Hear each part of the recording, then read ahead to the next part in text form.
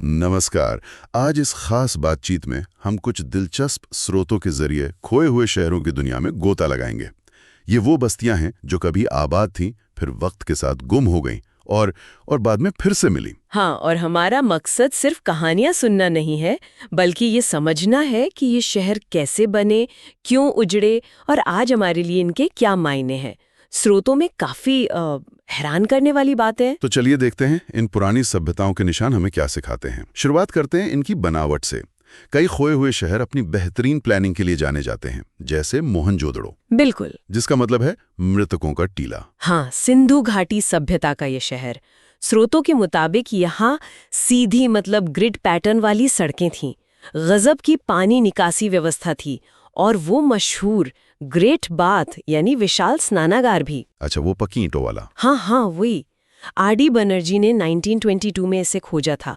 ये यूनेस्को विश्व धरोहर है, पर आजकल जो बाढ़ वगैरह आ रही है उससे से खतरा भी है। ये तो चिंता की बात है।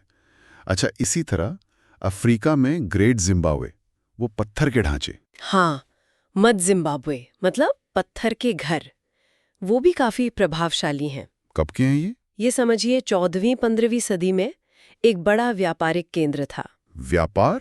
किस चीज का? सोना, हाथी दांत, इन चीजों के लिए मशहूर था।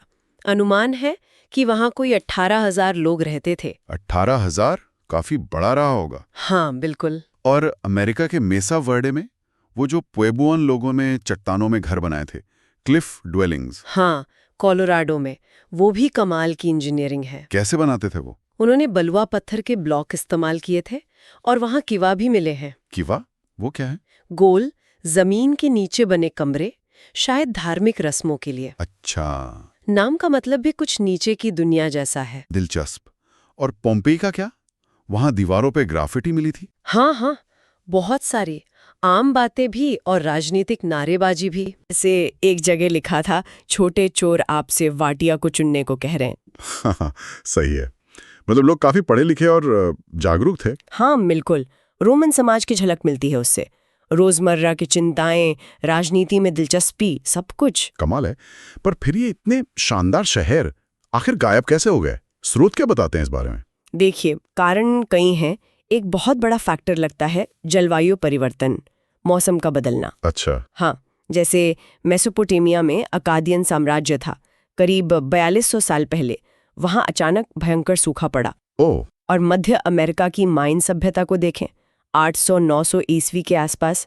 उनके पतन में भी सूखे की बड़ी भूमिका मानी जाती है। ये कैसे हुआ होगा? शायद ITCZ, वो जो भूमध्य रेखा के पास का एक बड़ा मौसमी सिस्टम है ना, उसके खिसकने से। कंबोडिया के खमेर साम्राज्य मतलब एंकोर वाट वाला, वहां भी 14वीं-15वीं सदी में मॉनसून गड़बड़ा गया था, कभी सूखा कभी बाढ़। और अपनी सिंधु घाटी सभ्यता? हाँ, उसका पतन भी लगभग 1900 ईसा पूर्व। उसे भी जलवायु परिवर्तन से जोड़कर देखा जाता है। तो मतलब प्रकृति का मिजाज बिगड़ने से इतनी बड़ी बड़ी सभ्यताएं मुश्किल में आ गई। बिल्कुल। लेकिन पोम्पेई, उसका अंत तो अलग था ना? हाँ, वो तो एकदम अचानक हुआ। 79 AD में माउंट वेसुवियस ज्वालामुखी फटा और सब खत्म। हाँ, पूरे शहर पर राख की मोटी चादर बिछ गई।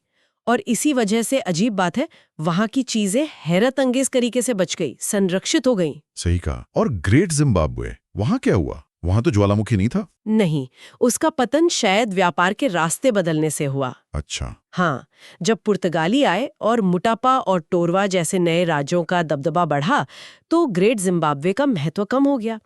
कुछ थियोरीज ये भी कहती हैं कि जब कोई समाज नयापन लाना कम कर देता है, इनोवेशन करता है या बाहरी दुनिया से कट जाता है, तो वो कमजोर पड़ सकता है, संतुलन बिगड़ जाता है। तो मतलब सिर्फ प्रकृति ही नहीं, इंसानी फैसले, समाज का ढांचा, ये सब भी पतन का कारण बन सकते हैं। बिल्कुल बन सकते हैं। इनकी दोबारा खोज की कहानियां भी दिलचस्प होंगी फिर तो। हाँ, बिल्कुल। पोम्पेई तो समझिए लगभग 1500 साल गुमनाम रहा, फिर 1599 में मिला और खुदाई 1748 में शुरू हुई। 1500 साल? हाँ, मोहनजोदड़ो 1922 में मिला और मेसा वर्डे उसे 19वीं सदी के आखिर में कुछ काउबॉयज ने खोजा था, चरवाहों ने। कमाल है। आज इन जगहों को संभालना कितना मुश्किल होता होगा। बहुत मुश्किल, बहुत बड़ी चुनौती है। मोहनजोदड़ो बाढ़ से जूझ रहा है, पोम्पेई में मौसम, कटाव, इन सबसे नुकसान हो रहा है। ये खोए शहर हमें खींचते हैं, पता नहीं क्यों। शायद इसलिए कि हमें बीते वक्त की शान और इंसानी जिंदगी के उतार चढ़ाव दोनों का एहसास कराते हैं। एटलांटिस जैसे मिथकों से अलग हैं ये असली जगह हैं जो हमें सीधे इतिहास से जोड़ती हैं। तो सही में इन खोए हुए शहरों की कहानियां सिर्फ खंडहरों की दास्तानें नहीं हैं। नहीं, बिल्कुल नहीं।